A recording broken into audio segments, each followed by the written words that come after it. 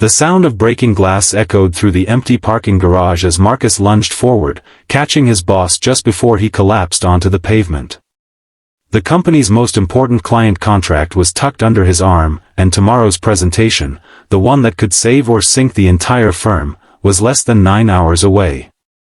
Marcus had a choice to make, and in that split second, his decision would alter the course of both their lives in ways neither man could possibly imagine. If you're enjoying this story of unexpected kindness and life-changing consequences, please hit that like button and subscribe to see more compelling human stories that remind us how a single moment of compassion can transform everything. Marcus Jenkins hadn't planned on becoming a hero that night.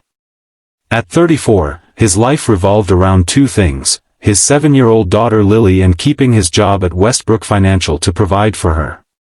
Since losing his wife to cancer 3 years ago, he'd been walking a tightrope, balancing single parenthood with the demands of a cutthroat corporate environment under the tyrannical leadership of Richard Westbrook. Richard was notorious throughout the company for his brilliance in business and his equally impressive capacity for alcohol. Most employees kept their distance, but as Richard's executive assistant, Marcus didn't have that luxury. He'd learned to navigate his boss's mood swings, cover for his absences, and clean up his messes, both literal and figurative, all while swallowing his pride and remembering that Lily's future depended on this paycheck. That Thursday night had started like any other. Marcus had stayed late to prepare for tomorrow's presentation to Global Investments, a potential client whose business could pull Westbrook Financial back from the brink of collapse after a disastrous quarter. The company's survival, and the jobs of its 300 employees, hinged on landing this account. Just as Marcus was packing up to relieve Mrs. Patel, the elderly neighbor who watched Lily after school, his phone buzzed with a text from Richard: "Need help. Garage level B. Now." Marcus found his boss slumped against his Maserati, reeking of whiskey, barely able to stand.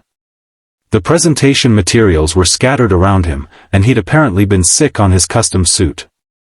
"I'm fine," Richard slurred, attempting to straighten his tie and failing spectacularly. "Just need to get home and sleep it off before tomorrow." Marcus felt a familiar surge of resentment. This was the man who had berated him in front of the entire office last week for being 5 minutes late after Lily's school bus had broken down. The man who had forgotten to approve his request for time off to attend Lily's school play. The man who made twice his salary in bonuses alone while Marcus struggled to afford Lily's asthma medication. For one tempting moment, Marcus considered walking away. Let Richard face the consequences of his actions for once. Let him drive drunk and get arrested, or worse. Let the company implode without tomorrow's presentation. Let someone else clean up this mess. But then he thought of Lily's smile that morning as she'd proudly shown him the drawing she'd made of the two of them. "That's us, Daddy. The best team ever." He thought of the 300 families who depended on Westbrook Financial for their livelihoods. He thought of his late wife Emma's voice in his head: "Your character isn't defined by how you treat people who deserve it, but by how you treat those who don't." With a resigned sigh, Marcus took Richard's car keys. "You're not driving anywhere tonight. I'm calling you an Uber, and I'll take these materials home to review before tomorrow." Richard's bloodshot eyes narrowed. "Who do you think you are? I'm fine to drive. Give me my keys." "No, sir. I can't let you do that." What happened next would replay in Marcus's mind for months to come. Richard lunged for the keys, lost his balance, and crashed into a concrete pillar. Blood immediately began streaming from a gash on his forehead. Marcus rushed to his side, pressing his own jacket against the wound while dialing 911 with his free hand. "Stay with me, Mr. Westbrook," Marcus urged as Richard's eyes fluttered. "Help is coming." The next few hours passed in a blur. The ambulance. The emergency room. Calling Richard's emergency contact, his sister Catherine, who lived 3 hours away. Explaining to Mrs. Patel why he was so late. Tucking an already sleeping Lily into bed with a whispered apology and a kiss on her forehead. It was nearly midnight when Marcus finally sat down at his kitchen table with the presentation materials. The doctor had assured him that Richard would be fine, a mild concussion and 12 stitches, but he'd be kept overnight for observation due to his intoxication level. Catherine was driving in but wouldn't arrive until morning. Which meant that Marcus was now responsible for the most important presentation in the company's history. He worked through the night, fueled by coffee and determination. Richard's notes were incomplete, his financial projections flawed. Marcus corrected errors, refined arguments, and completely restructured the approach based on his own research into global investments' recent ventures. By dawn, he had created something new, something better than what Richard had planned. As the sun rose, Marcus showered, dressed in his one good suit, and gently woke Lily. "Sweetie, Daddy has a very important meeting today. Mrs. Patel will take you to school, okay?" Lily rubbed her eyes sleepily. "Will you be home for dinner? You promised we'd make pizza." Marcus's heart clenched. He had promised.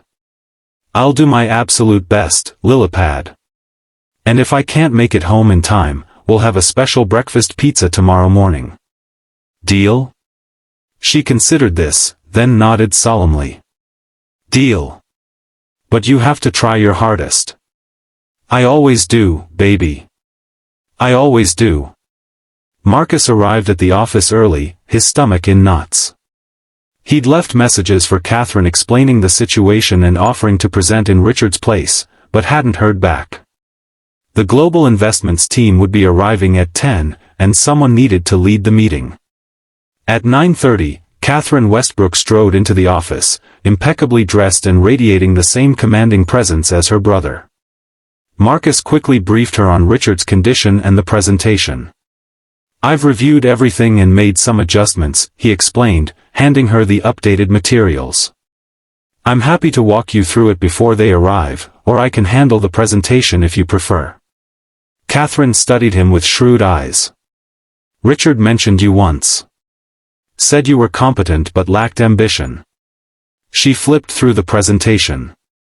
"He didn't mention you were a financial analyst before becoming his assistant." Marcus blinked in surprise. He'd never told Richard about his previous career, the one he'd abandoned when Emma got sick and he needed more flexible hours and better health insurance. "How did you?" "I do my research, Mr. Jenkins. Now, tell me why I should let you present to global investments instead of rescheduling." Marcus took a deep breath. "Because I know this material inside and out. Because I've been tracking global's investments for months and have identified opportunities your brother missed. Because I have everything to lose if this fails, and so does everyone else who works here." Catherine's expression remained unreadable. "And if I say no? Then I'll support whoever you choose and do everything I can to help them succeed." A hint of a smile touched her lips. "Interesting." Richard would have threatened to quit. She handed the presentation back to him. "The room is yours, Mr. Jenkins.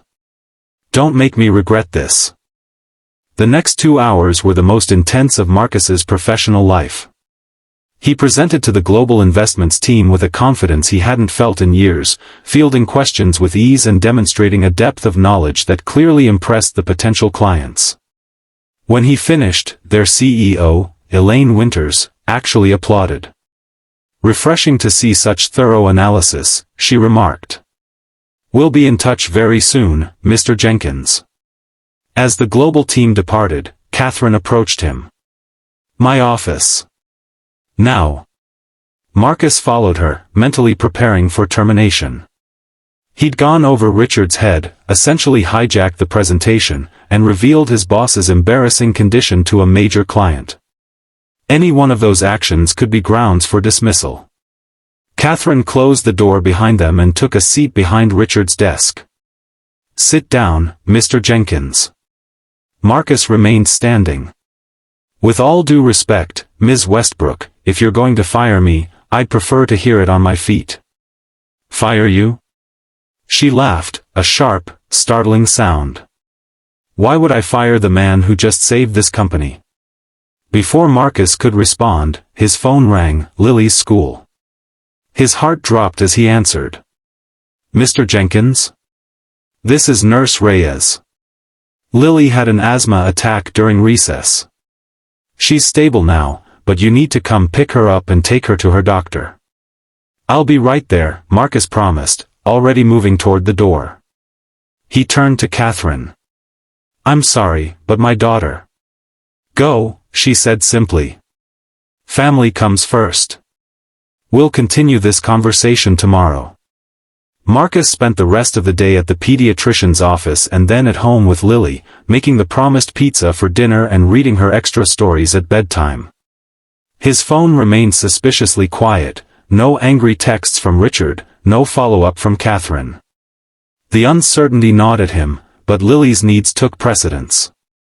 The next morning, after ensuring Lily was feeling better and arranging for Mrs. Patel to check on her during the day, Marcus headed to the office, prepared for whatever consequences awaited him.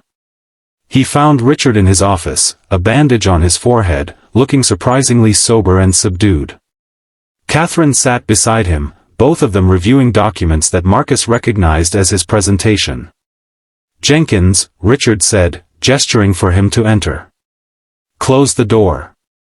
Marcus complied, standing tall despite his racing heart. Mr. Westbrook, about the other night. Richard held up a hand. Catherine told me everything. How you prevented me from driving drunk. How you got me medical attention. How you stepped in for the presentation. He paused, visibly uncomfortable. And how you apparently impressed Global Investments enough that they called this morning to accept our proposal, with one condition. Marcus waited, confused. They want you to be their primary contact, Catherine explained. They were quite insistent. Richard cleared his throat. Which brings us to why we called you in. Catherine and I have been discussing the future of Westbrook Financial. I've come to recognize that I have some personal issues to address. What my brother is trying to say, Catherine interjected, is that he's checking into rehab today for 90 days, and we need someone to run the company in his absence. Marcus stared at them, certain he'd misheard. And you want my recommendation? Richard actually laughed. No, Jenkins. We want you to do it. The next hour was a blur of information. Richard was appointing Marcus as acting CEO during his treatment. His salary would triple immediately. He would have the authority to restructure departments, implement new policies, and essentially remake the company as he saw fit. But why me? Marcus finally asked. I'm just your assistant. An assistant with an MBA from Wharton who was on track to make partner at Deloitte before leaving to care for his wife, Catherine replied. Yes, we did our homework. Richard looked him in the eye for perhaps the first time in their 3 years working together. You could have left me in that garage. You could have let me destroy myself and this company. Most people would have. But you didn't. That says something about who you are. Marcus thought of Lily, of the opportunities this would create for her. No more struggling to pay for her medications. The ability to move to a better school district. College savings. I have one condition, he said firmly. I need flexibility for my daughter. She comes first, always. Done, Catherine agreed immediately. In fact, we're converting the unused office next to yours into a children's area. For days when school is closed or she's not feeling well. Richard extended his hand. Do we have a deal, Mr. Jenkins? As Marcus shook his boss's hand, he couldn't help but think of how differently things might have turned out if he'd made a different choice that night in the garage. If he'd walked away instead of helping. If he'd chosen resentment over compassion. One act of kindness, even to someone who hadn't earned it, had changed everything. 6 months later, Westbrook Financial was thriving under Marcus's leadership. Richard returned from rehab a changed man, supporting Marcus's vision rather than reclaiming control. Lily had her own special corner in the office, complete with books and art supplies, where she spent occasional afternoons helping Daddy with important business stuff. And on the anniversary of the night in the garage, Marcus received a small package from Richard. Inside was a set of keys, not to a car, but to a house. A note explained that it was in Lily's school district, 10 minutes from the office, with a backyard for her to play in and a study where Marcus could work from home when needed. The note read simply, "Some debts can never be repaid, but that doesn't mean we shouldn't try. Thank you for saving more than just my life that night." Sometimes the greatest turning points come disguised as impossible choices. Sometimes the kindness we show to others, even those who may not deserve it, returns to us in ways we could never imagine. And sometimes, the simple act of doing what's right, even when it's difficult, can transform not just one life, but many. If this story touched your heart, please like and subscribe for more powerful stories about how compassion and integrity can change lives in unexpected ways. Remember that your actions matter. You never know when a single moment of kindness might be the beginning of something extraordinary.